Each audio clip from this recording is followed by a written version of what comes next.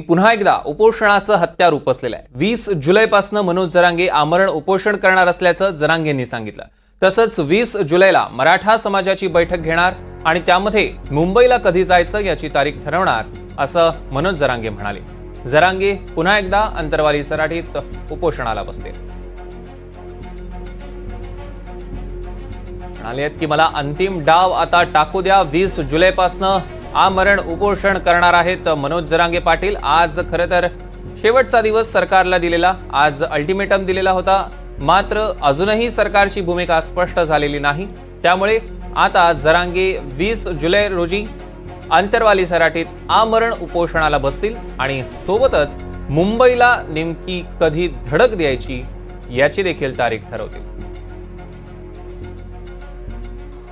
20 तारखेला आपण तारीख डिक्लेअर करू। 20 तारखेला उपोषण सुरू करू आणि त्या दिवशी तारीख डिक्लेअर करू। महाराष्ट्रातल्या मराठ्यांची कोणत्या मैदानावर बैठक घ्यायची, ही बैठक याच्यासाठी मुंबईला कधी जायचं आणि 288 पाडायचे का उभे करायचे।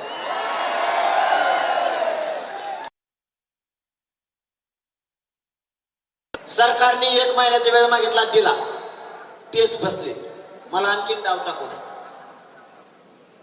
म्हणजे गिरीश महाजनला बेल्ट बदलायची वेळ येईल।